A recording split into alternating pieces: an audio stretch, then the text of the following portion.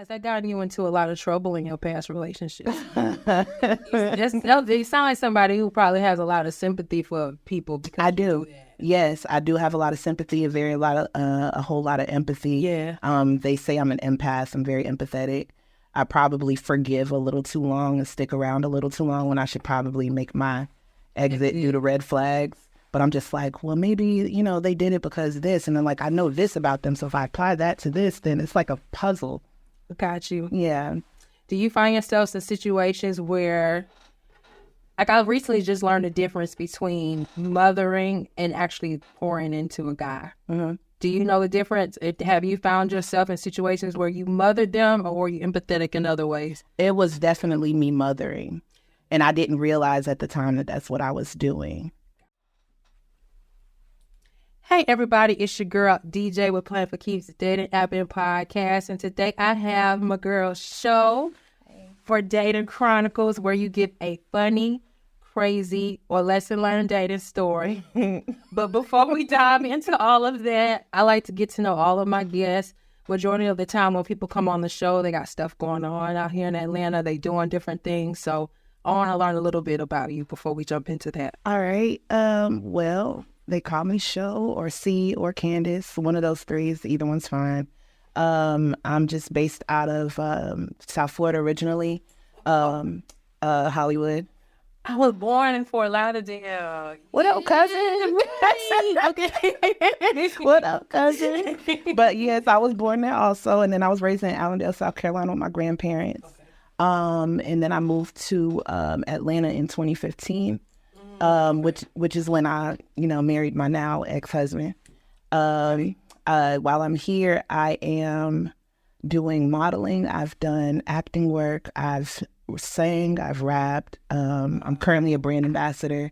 So I'm basically a all-around creative. I do makeup also. That is dope. So you're a brand ambassador. What brands do you represent right now? I can't call them out by name, but I work for the alcohol industry. Oh, that's dope. Yeah, so a lot of brands under the umbrella of that. So is that hard to get into for anybody who wants to get into that? It's definitely a unicorn job for sure, but if you know people, it's easy to slide right on in there. Okay. Yeah. I might have questions for you. Okay. Got you.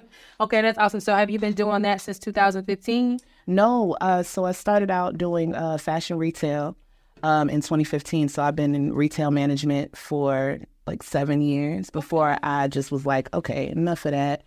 And I'm an Aries. Let's get that out the way. Oh, that's what the fire. I felt it. So I just be doing stuff.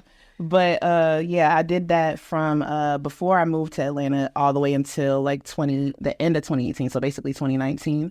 Yeah, and then I started doing gig economy work, Uber Eats, DoorDash, all that stuff like that, because I just needed a break from retail. Yeah. So I was in charge of myself for a long period of time, and then I started doing the alcohol industry brand ambassador work, in between the gigs and stuff I was doing. That is so dope. Yeah. Okay. So I want to go ahead. I'm going to move into Dating Chronicles, where you give that funny, crazy, or lesson learned dating story. What comes to mind for you when I ask this question? So when I was first single again, I got on dating apps, which I wasn't on them before because I got into my relationship with my ex before that was even a thing. Really? Yeah, we were in a relationship since 2010. Really? Did you meet him in person? How did you guys meet? Facebook. Okay, because I know there was Facebook out, and there was Black people. Okay. Yeah, we met on Facebook. We went to the same college, so it was kind of like a mix of the two. Okay. But I started dating him way before dating apps were even a thing. Literally right before Facebook dating was about to launch. I remember seeing the advertisements and whatnot. Yeah. So, anyways, I didn't know what that was like. I was just like, oh, cool. If you want to date, you put what you want. Cool. It should be easy peasy. Oh, no. Girl, so the first person, it's like this is a dual part of the story, but like the horror story of the dating apps was my very first match. The first message I got from this man was not like, hi, how you doing? How's your day? Now, mind you, I put on there, just looking to meet people and blah, blah, blah. Yeah. Not what's your favorite color, stuff that I expected. Yeah. He said, come gag on me. I was like, what is happening? Were you on POF, bro? No. I feel like we get that shit off POL. I was on OkCupid, Wow. which is like They say that's an okay app. Okay. I don't know. Anyways, that was the first message. Regardless, I ghosted him immediately because scared for my life. The next person was this guy. I learned after like a few talking to a few other weirdos that you don't give your real number, because I didn't know how to work none of this stuff. Really? So yeah, so I got a Text Now app. I got a fake number, and if they asked for my number, I gave them that number. That way, if they was weird, they don't have my number. That's real strategic. I did not do that back I in the just day. think. And so I gave this guy my number, and we're having good conversation. I was like, oh, he's nice, blah, blah, blah. And he's like, yeah, I'd like to take you out on a date for like smoothies or something. And I'm cool with a little snack date. That's fine. Yeah. So I got all these little smoothie spots. I got so excited. I was like, oh, I know this place called Arden's Garden. That's lit. And then there's this place called Lotta Fruta in Midtown. I love that place. It's like a little Cuban. It feels like you went to Cuba real quick.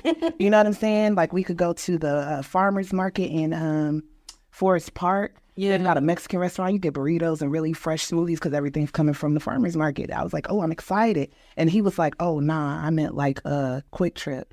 Wait, what? So so you gonna take me on a first date to Quick Trip? What y'all gonna do? Y'all gonna eat? Where y'all gonna park? Like at a gas pump? Yeah, Pump 7 all day, VIP. They gonna park the car for us, all that. You know what? Real cute. Real cute. My homegirl, I told her, she was like, oh, girl, if he like you for real, he'll get you a hot dog. I love how y'all able to wake a joke. I was like, so my first thought was, you're joking. And so I was like, LOL, you're so funny. And he was like, no. I was like, ooh. So I was just like, all right, at this point, obviously. He ain't saying like, hey, this gonna be like a little, let's meet and greet first. No, this is the date. Because, oh my God, because I feel that, I know I had a meet and greet with a guy. We met at a Walmart parking lot. Like, hey, let me see if you for real. No. This is the date. Y'all didn't establish If he liked me for real, he would have got the cinnamon pretzel, with the ice. Right, that's the best. Don't gas me up. I'll foolishness. I was just like, oh, okay, so clearly I'm never going to talk to you again after this. But for the plot, I need to know how this goes. Yo.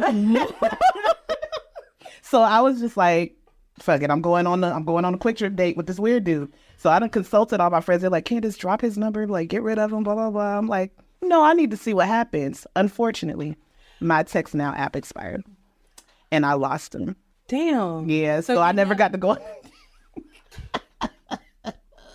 But would I tell you, that would have been the funniest dating story ever. That would have been the funniest dating story ever. At least it started out funny. See, and there's nothing really even to dig, because I like to dig and ask questions like in regards to like, okay, why you would have carried this song? Oh, no, I just need to know.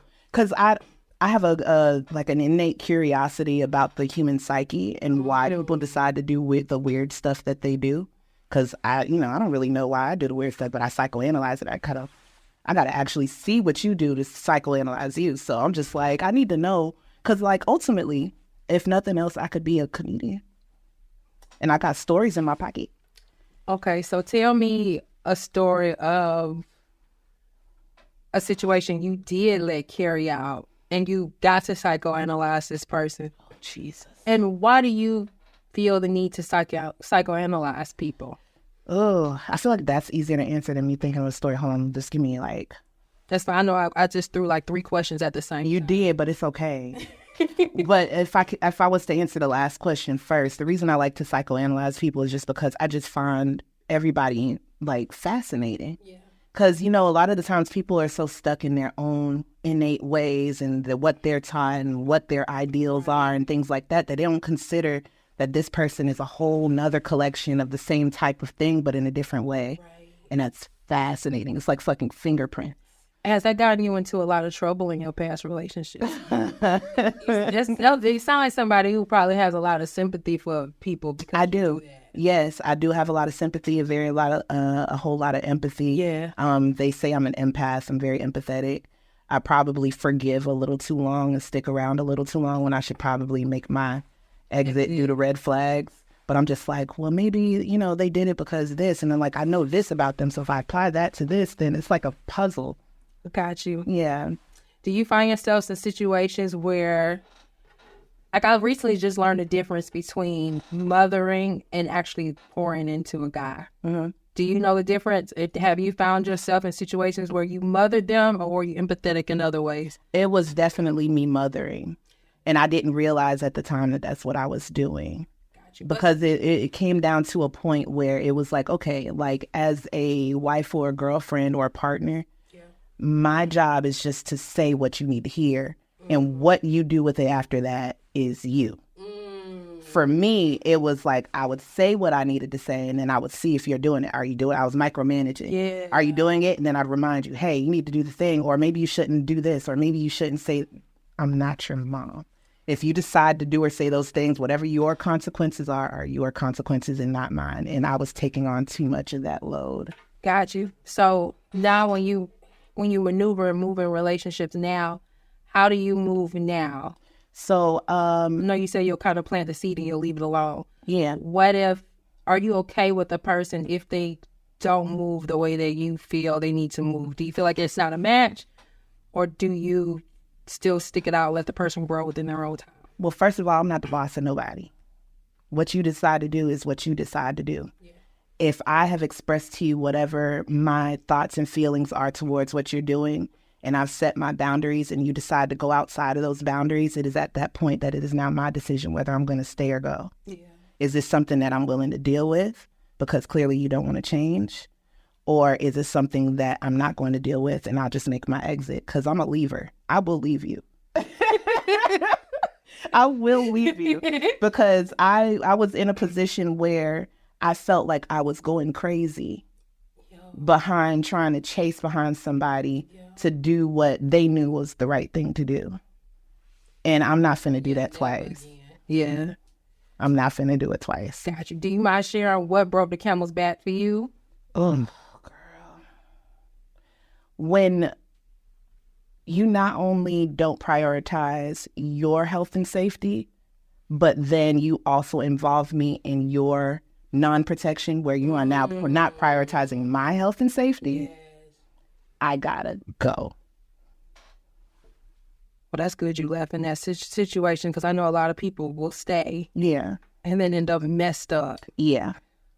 Oh, that's tough. Yeah. So that's the thing, just like, if you can't, like, because now you're scary. You don't even give a fuck about yourself. Right. I don't trust you with me anymore. And like, once trust is broken in a relationship, it's like, okay, sure, forgiveness is due for certain things or for a certain amount of time if that's what you feel like you want to do. Yeah. But it's like, at a certain extent, you got to be like, okay, that's enough of that. I can't keep doing this, saying like, we're doing this merry-go-round and now you're like putting my life in danger. That's crazy. I'm not doing that. Got you. I know you say you like to psychoanalyze and stuff like that. Yeah. For yourself, where do you feel that the mothering came from, where you wanted to not only, like, it's pour into people, but also try to make sure that they were doing the right thing for themselves? Where do you think that came from for you? I know exactly where that came from. So when I was, I told you before the cameras were on that I'm from South Florida originally. I'm from Hollywood. Or maybe I told you after anyway. My mom passed away when I was 7. And so every memory of her that I had to hold on to for dear life. You know what I'm saying? Because you usually forget your childhood at a certain age. Yeah. I have childhood memories for, like, going way back. You'd be like, damn, how you remember stuff from you 3? Because I have to. Wow. So my mom, holding on to that piece of motherhood that I got from her for like a quarter of my years on the earth. Yeah. I can remember how she did things, and she's an Aries like me. She loved hard. Yeah. You know what I'm saying? She loved hard. She take care of everybody. She's very nurturing, this, that, and the third. And then also, once she passed away, I was passed off to her mother. And so I was there with my grandmother, and as you know, grandmothers are always going to be super duper nurturing and this, that, and the third. And, she leaned into God and taught me to lean into God. Yeah. And so God teaches mercy and love. And so that is what was in me. It's like mercy, love, and don't hurt other people, you know what I'm saying? And make sure, this, that, and the third. And so if you didn't learn that, I'm like, that's okay. Everybody learns different because I give grace. Yeah. But I'm going to show you this correct manner in which everybody is happy. Yeah. And everybody gets to have joy and peace, and not just you by yourself. I'm very unselfish. So how do you set boundaries now? Because someone like that too, who's very motherly, nurturing, they follow the word, all that stuff, I noticed that boundaries get blurred a lot. It's hard. When you're an empathetic person and you're nurturing, it's hard. You have to really look out for yourself. But after a while, once you've been hurt enough, you can see red flags ahead of time. You can see the potential for red flags ahead of time. Got you. And you can go ahead and stop the cycle before it even starts. Got you know what I mean? Do you feel that maybe now that you're at a point where maybe you cut things off too fast? Nah. No? Nah, I always give grace. Always. That's just who I am. That's good. You still get that now. Because there's a lot of people who've been hurt so much. They get jaded. Yeah, they don't even give grace anymore. Yeah, but this is the thing. I always loved me. Always loved me. I've always been kind of been sweet, funny, chill, laid back, goofy. Yeah. I'm not trying to change the person that I love because somebody hurt me. That's goofy as fuck. Then I don't get to enjoy myself anymore. That's beautiful. I'm not going to let you take me from me. You took everything else. Yeah. Right. No, you can't take me. Got you. That's what's up. Yeah. Was there ever a point where you felt like you wanted to be jaded and you had to remember that?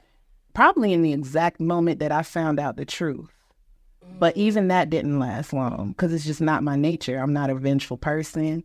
You know what I'm saying? I'm not if you put your hands on me, different story. Okay. But you know what I'm saying? I'm going to swing back.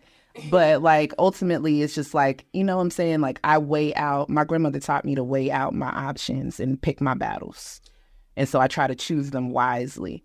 And then if I do choose to battle, I choose how I'm going to battle after that. You got to actually use your noodle, use your discernment and wisdom. Got you. I got another question for you. Since you say you psychoanalyze people, cool. Do you feel that people who were extra nice and went out of their way and poured into the relationship, and then they do end up jaded, do you feel like they probably weren't really a nice person, or maybe they weren't really a nice person and they were doing these things just for approval? So one of my best friends, we just had this conversation. Okay. He started out that person, very sweet and nurturing and love. He's Pisces. I believe in that stuff. It's a real deal. I do. And so he's a Pisces. He's very sweet, very nurturing. But because of that, women hurt him along the way, especially when he was younger. Yeah. And so he built this bravado about himself. You know what I'm saying? Where he had to protect himself from anybody. Nobody can't hurt me if I don't let him in. Yeah. Right. And so we were just talking about that. And he was like, Candace, I just don't, I don't want to do that shit no more. He's like, I don't want to do that no more because he's like, that's not even really me. It feels unnatural. He's like, I've been doing it for years to protect myself, but it's just I don't see a reason to do it anymore. That's so good. Yeah. So it's it's not necessarily that, once people get jaded like that they're bad people. You're just trying to protect yourself. You're doing what's best for you in that moment.